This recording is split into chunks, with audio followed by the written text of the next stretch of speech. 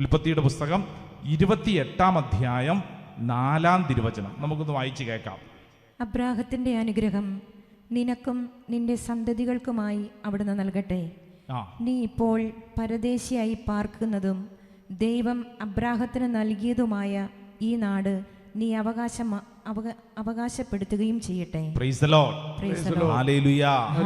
എന്താണ് വചനം പറയുന്നത്? ശ്രദ്ധിച്ചു കേട്ടെ. അബ്രാഹത്തിന്റെ അനുഗ്രഹം നിനക്കും നിന്റെ സന്തതികൾക്കുമായി അവിടുന്ന് നൽകട്ടെ. Praise the Lord. ഹല്ലേലൂയ. ആർക്ക് നൽകപ്പെട്ട അനുഗ്രഹം? പറ. അബ്രാഹത്തിന്റെ അനുഗ്രഹം, അബ്രാഹത്തിന് നൽകപ്പെട്ട അനുഗ്രഹം നിനക്കും നിന്റെ തലമുറയ്ക്കും സന്തതി പരമ്പരയ്ക്കും ഉണ്ടാവട്ടെ. വലതും ഇടതും ഇരിക്കുന്നവരോടൊന്ന് പറഞ്ഞു കൊടുത്തേ, അബ്രാഹത്തിന്റെ അനുഗ്രഹം നിനക്കും നിന്റെ സന്തതി പരമ്പരയ്ക്കും ഉണ്ടാവട്ടെ. Praise the Lord. Hallelujah. Hallelujah. പ്രിയപ്പെട്ടവരെ, അബ്രാഹത്തെ ദൈവം വിളിച്ചത് എന്തിനു വേണ്ടിയാ? അനുഗ്രഹമായിട്ട് വിളിച്ചതാ. അനുഗ്രഹം.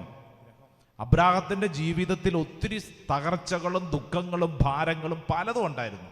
പക്ഷേ ദൈവത്തിന്റെ അനുഗ്രഹം അബ്രാഹത്തെ പിടിച്ചു നിർത്തി. Praise the Lord. ഹല്ലേലൂയ.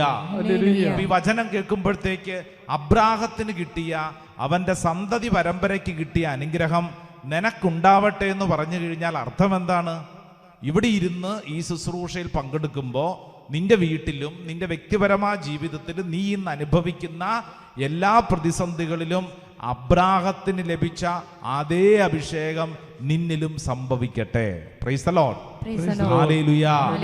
വലതുകര ഉയർത്തിപ്പിടിച്ച് ഇടതുകര നെഞ്ചോട് ചേർത്ത് ഏറ്റുചൊല്ലിക്ക്, കർത്താവേ, കർത്താവേ, അബ്രാഹത്തിന് ലഭിച്ച അതേ അനുഗ്രഹം എന്റെ വ്യക്തിപരമായ ജീവിതത്തിൽ സംഭവിക്കട്ടെ, സംഭവിക്കട്ടെ, സംഭവിക്കട്ടെ.